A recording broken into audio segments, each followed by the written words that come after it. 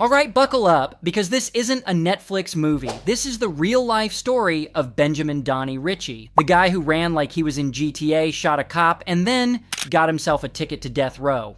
Yep, he was executed, spent nearly 23 years on death row, had his last Olive Garden pasta meal, and lights out.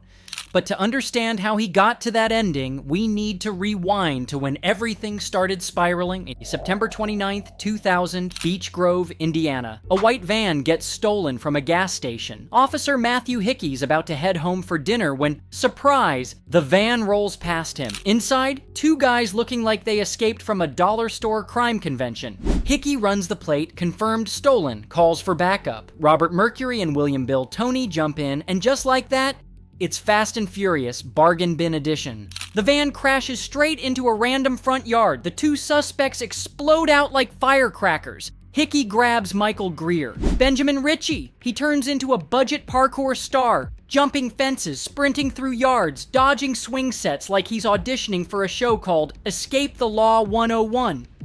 Bill Toney gives chase. A cop chasing a suspect through people's backyard sounds funny, until Benjamin turns, pulls out a Glock, and fires 5 shots. Game over.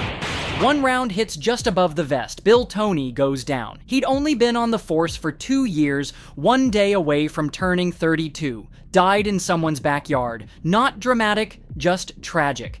Benjamin keeps running, leaves behind the scene, and a wig? No one really knows why. Disguise, breakdown, method acting. Either way, he ditches the gun and the wig into the bushes and ghosts into the night. The cops go ballistic, SWAT gets called in. The area's locked down. An all-night event titled Where's Benjamin kicks off. Finally, someone makes an anonymous call. Boom! The cops hit up Michael Moody's house. Who's fast asleep? Yep, Benjamin, acting like nobody just got killed. He gets arrested without a fight. No shots, no drama. Like he knew his life story was about to enter the courtroom arc. And that was just episode 1. A single fateful click on begin, leading to decades on death row, hundreds of pages of case files, and one final pasta combo from Olive Garden. Episode 2, we're diving into where this mess really began. Benjamin's childhood, aka the unofficial manual for how not to raise a future murderer. Stay tuned. Before Benjamin became the guy who shot a cop and got the death penalty, he was a kid. Sounds simple, but his life was anything but. Born on May 30th, 1980, Benjamin came into the world already missing a father, and with a mother who was, to put it lightly, a disaster. Marion Martin, alcoholic, drug addict, and somehow still actively parenting. A single mom/stripper bouncing from bar to bar like the lead in a documentary called My Life is a Dumpster Fire, Never-Ending Edition. By age 3, Benjamin had already been abandoned twice. Apparently, his mom treated parenting like a part-time hobby. When school started, he was way behind the other kids. Stack that with this combo. Addict mom plus no dad plus sometimes homeless equals a kid brimming with behavioral issues. At age 10, he was sent to a psychiatric hospital. Doctors diagnosed him with bipolar disorder and cognitive issues. Translation, his mind was not okay, and nobody was patching it. A kid in need of help. But the system? Out of stock. He grew up carrying all that baggage, dropped out in 9th grade, got arrested at 18 for burglary, no shocker, did time, got out, but was still on probation. By 20, he was drifting and surviving day to day with peaceful day equals lucky day energy. Which means that September 29th, 2000, it wasn't some tragic turning point, it was just the next chapter in a book that had already been torn up and left unfinished. Benjamin wasn't born a killer, but circumstances, a failed system, and cracks from childhood pushed him to a point of no return. And he did turn around, but only to pull the trigger. Part 3 is when the courtroom enters the chat and the real drama kicks off, from tears and shouting matches to a memorial tattoo of the victim's badge number on his neck. Not joking. By this point, Benjamin Ritchie had the full combo: traumatic childhood, criminal record, mental health issues, and a bullet that killed a cop. That's enough for Hollywood, if anyone's willing to license it. Right after getting caught, Benjamin gave an interview. And yep, he said the shooting was an accident. Classic. According to him, the Glock accidentally went off while he was running, and boom, 5 shots like it had AI. Even his buddy spoke up for him. Benjamin didn't mean to kill anyone. He just didn't want to go back to prison. Oh yeah? So that's why he fired 5 rounds and went ghost till morning? The prosecutors weren't laughing. After hearing that, they immediately pushed for the death penalty.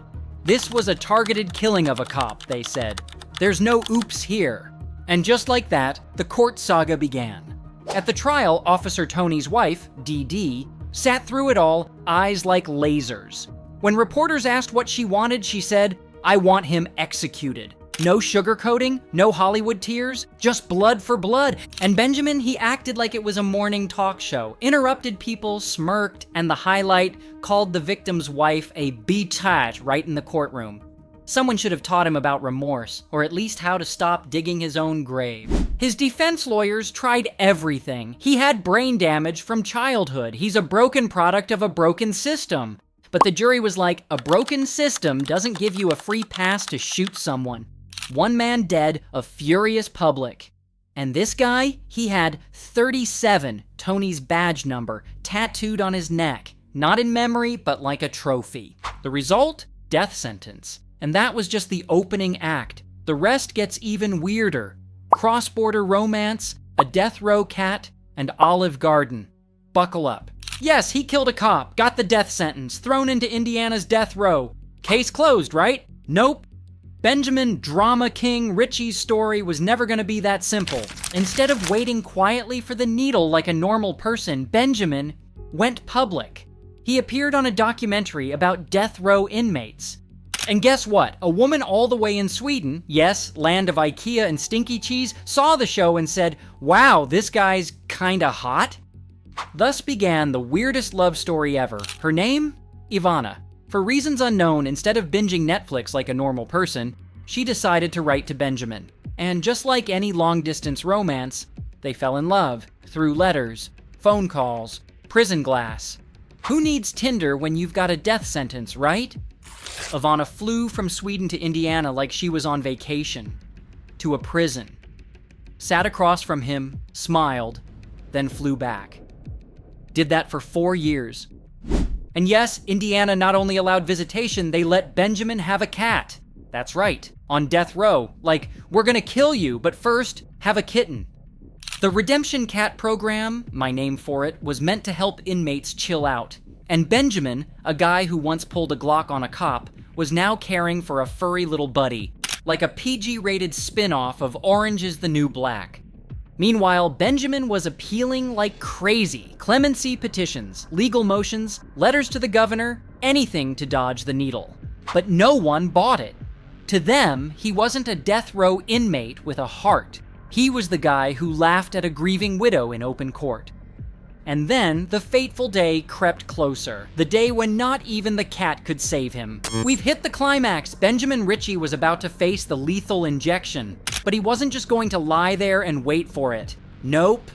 Benjamin decided to play one last card called Clemency Request. After nearly 23 years on death row, Benjamin started sending petitions for clemency to the Indiana Parole Board.